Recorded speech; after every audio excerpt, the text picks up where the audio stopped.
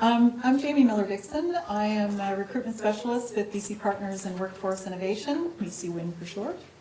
And BC WIN was a 3-year pilot initiative that concluded this past March, where we were helping employers who wanted to be diverse and inclusive tap into a talent pool of people with diverse abilities. It's my great pleasure to introduce our panelists this afternoon, all employers, people who have actively engaged in hiring people with autism. To my far right is Brody McDermott. He is the co-owner of Meridian Farm Market, Meridian Meats and Seafood. Has hired a number of individuals on the spectrum in his business. Next to Brody is Andrea Duminescu. Did I do it justice? You did. All right, awesome. And she's a recruiter with Dexterra at YBR. And then immediately to my right is Allison McGill.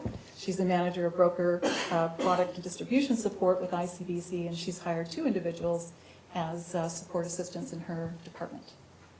So welcome and thank you for being here. So I'm going to give each panelist a chance to introduce themselves, take a couple of minutes to introduce themselves and introduce their experience in hiring people with ASD, and highlighting in particular what motivated their organization to actively be an inclusive employer. So Brody, I'll start with you. Thank you. So as mentioned, my name is Brody, and I'm the CFO with Meridian Meats and Meridian Farm Market. So my son David, he's 9, and he has autism. I think that's a familiar story with a lot of us here and a lot of people who are involved in the world of autism.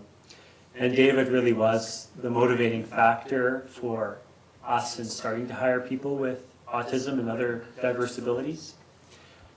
We wanted to create a place where people like our son could work and find opportunity and gain experience and grow and develop. And so to date, we've hired 8 individuals with autism. We've been doing this for a little over a year now. And our retention is actually 100% on all 8. So that's, I would echo those comments that have been said before, committed, loyal, and long-term employees who are engaged. And so that's been our experience, and we're happy to be here and to try and help others engage in hiring those with autism as well. Thank you. Andrea? Hello everyone, my name is Andrea. I'm the recruiter at Dexterra at the Vancouver International Airport. And I am I focus on the housekeeping and the baggage carts department. My experience has been, well, I've been with the company less than a year, however, but the team itself has been very involved in bringing on individuals with autism, with other disabilities as well. So it's been very, I felt just at home being able to bring on these individuals just with the support that I have from the team as well. Awesome. Thank you. Thank you. Allison? So my experience started as a hiring manager. We were having trouble retaining employees and retaining good employees. So someone from HR suggested to myself and another manager, we attended a session very similar to this, looking at hiring inclusively in general. So that put us in touch with Jamie, and went from there, ended up interviewing people and had some of the best interviews that I've ever had, and it's been a great experience. I'm looking to continue hiring inclusively. That's great. Thank you. I should let you know Allison's experience up front as well. They did a lot of things to their recruitment process up front in the process to make some adjustments so that people could demonstrate their very best self in that interview process. Things like adjusting from those behavior-based interview questions, Correct. the dreaded behavior-based questions, things like meeting people and having those meet and greets in the workplace before heading into formal interviews. So things that really did make a difference and don't take a whole lot of extra work to do. So now that you've recruited people, we're going to focus exclusively on your efforts to retain the talent that you've invested in. We think that we're going to follow a similar format to the questions asked this morning. So if we think of retention as involving 4 key components, engagement, mentorship and peer support, performance feedback, and managing that probation period. Andrea, maybe I'll send this one to you first. What did you find most challenging about that, and how did you address this? So for me, myself, it's the most challenging part has been determining where these individuals need a bit more help with. Mm-hmm. And I've had the pleasure of working along with job coaches, which has been making my job very easy and being able to interview the individual with the job coach along and having a little bit of a backstory about the individual, kind of getting an idea of what they're into and what maybe perhaps might not work has been helpful, but as well as creating altered job positions. So, for example, within the housekeeping department, not having the individual do the whole task that other individuals might do, and whereas specifically focusing just on garbage removal has been something that we've been able to successfully accomplish. It's been good. Are you a unionized environment or no? We are not in You're it, not no. unionized. Okay, great. Thank you. Brody, what about you? Yeah, so our biggest challenge has definitely been with performance feedback. So at Meridian, we have these developed pathways for all of our employees, and they can progress, receive promotions and raises, and as they continue to progress, it can turn into a career for them if they'd like. And so since hiring individuals with ASD, the challenge has been helping them get on those same pathways, because these pathways were developed for neurotypical people. And so a lot of times the qualities and characteristics we were looking for, we couldn't find or haven't found in people with ASD. So we have standardized performance reviews that we give twice a year. And the managers were calling me and saying, so-and-so's due for a review, what should I do? And I said, well, give them the review. So that was sort of a hurdle that we had to overcome, and the managers are now comfortable with that. They're delivering reviews on a timely basis, providing direct feedback, which has been valuable for these employees. But we still have not resolved the issue of helping these individuals with ASD get on those pathways that we've developed so that they can find career progression, which was spoken to earlier a little bit. So that's still a work in progress for us. The other thing is, and this was mentioned earlier as well, sometimes they don't necessarily want to progress on those pathways and receive promotions and all that sort of stuff. Oftentimes they're happy to be where they are, and so I don't know if any of you have seen, there's a video by a gentleman, his name's Randy Lewis, and he's an executive with Walgreens down in the United States, and they've done some great work in hiring people with diverse abilities. And they have this slogan, they say, ATP, ask the person. And so a lot of times we make assumptions about what individuals with disabilities can and can't do, but really we should ask them what they can and can't do and what they would like to do and what they wouldn't like to do. And so, lots of approaches, but it's a work in progress for us in helping those that want to progress. Awesome. It's great that you're giving that opportunity as well to do that. Allison, what did you find most challenging, and how did you overcome that? I would say performance feedback for us as well. In a union environment, it's quite a structured system where there's very regular feedback given, but not as frequently as maybe someone on the autism spectrum does need. At the time I came in, I was a new manager, also had new supervisors in the department that were helping train these new hires. So we all sort of learned together that the feedback had to be way more regular than we normally would. Once a month, not enough feedback. As well as getting the employee, having those direct conversations and asking them targeted questions to understand what we could do better, what we could do differently. I also had the benefit of working with job coaches as well, and Jamie.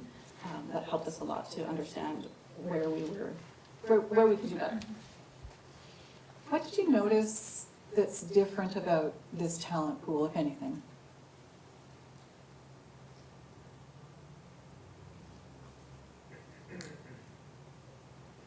I would say immediately they were actually more engaged than a general employee, which I found very refreshing, actually.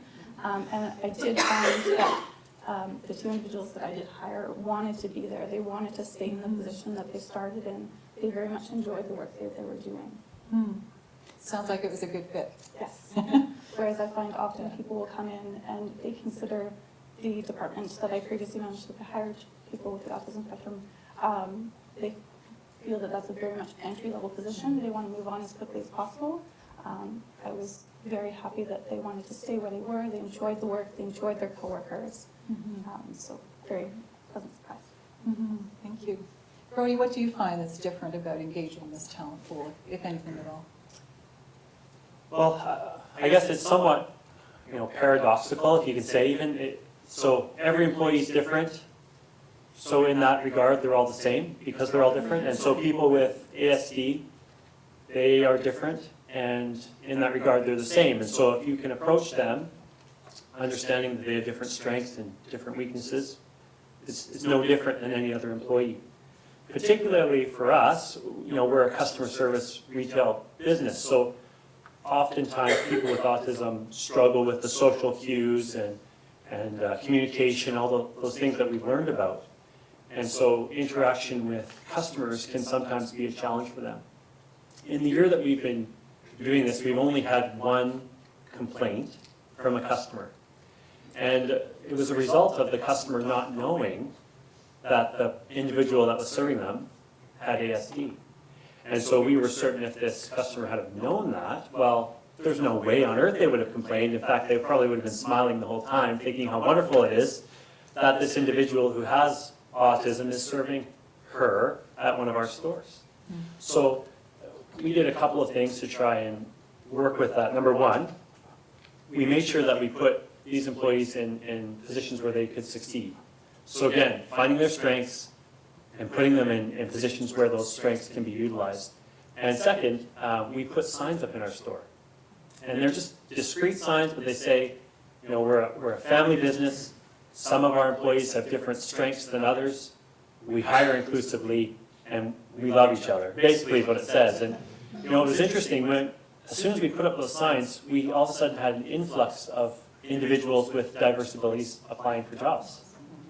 And of course, over time, as communities become more aware of what we're doing and what we're engaging in, they become more excited about us as a business in their community. And so it's really been a positive experience outside of that one customer. But again, that was easily resolved and isolated incident. That's awesome. What a great idea. Kathy, I noticed you're writing down, and you're thinking of the ICBC claim centers, how a sign at the front entrance might work. Yeah, that's cool. It's true, those signs might make people like ICBC. Yeah. Might help. For the record, nobody here works in insurance.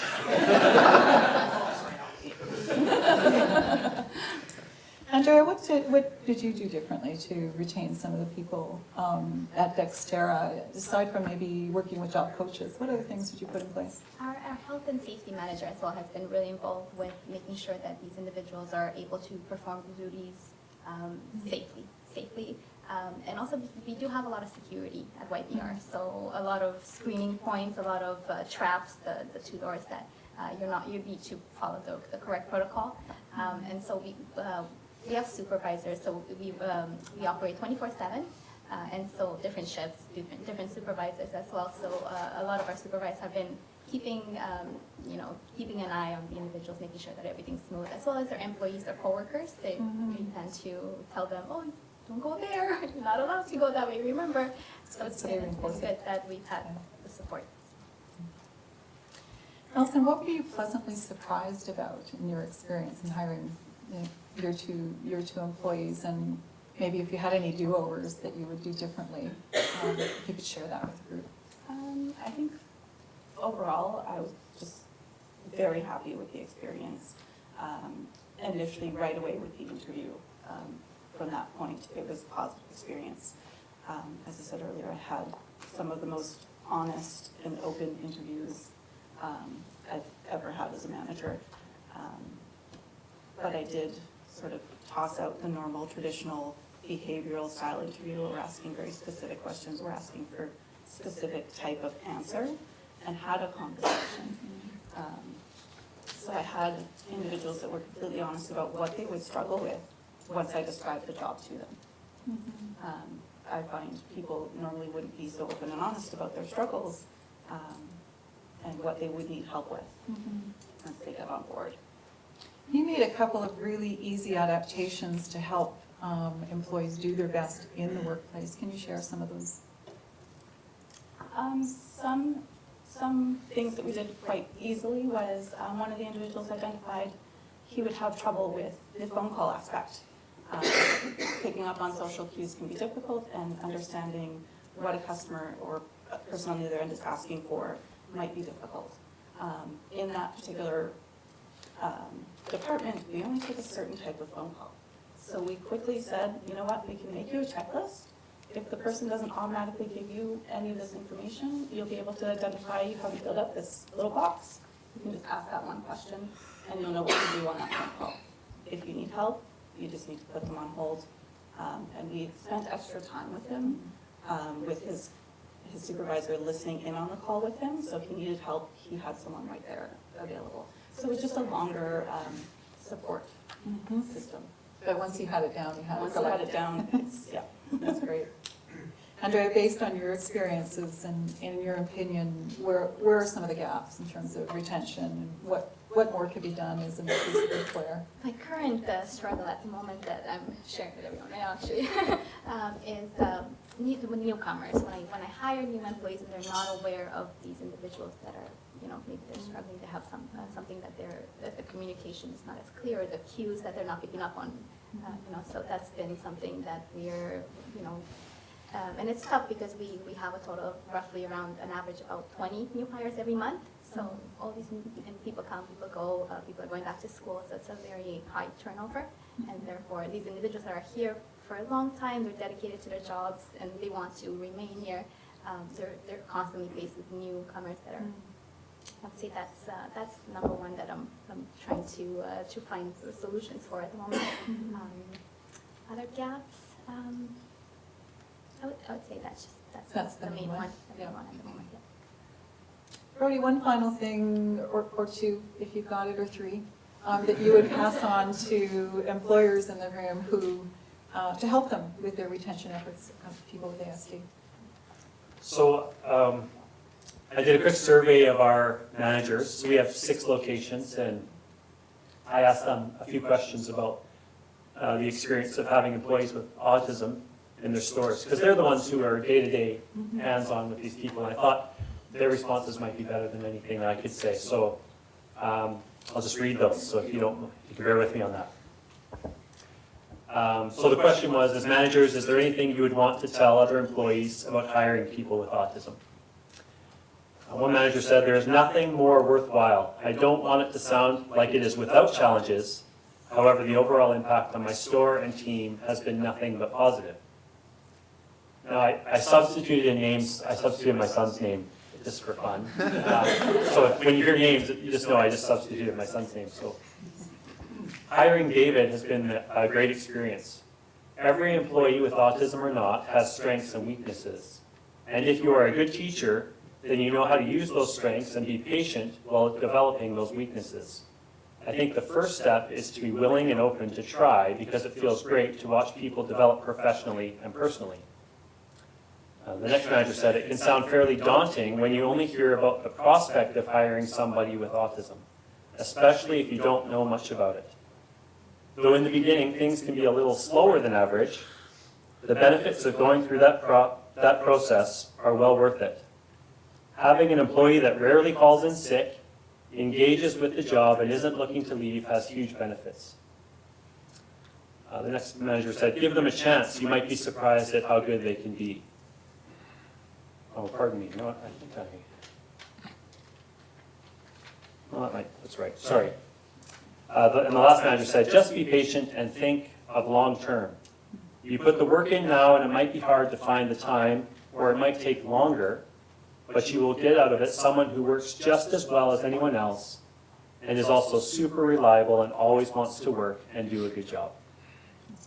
So, I thought that spoke better than anything I might say. And these are not parents of children with autism. These are managers of employees who have autism. So, How many of you in the room as employers would rather have the employees that sound like that, right?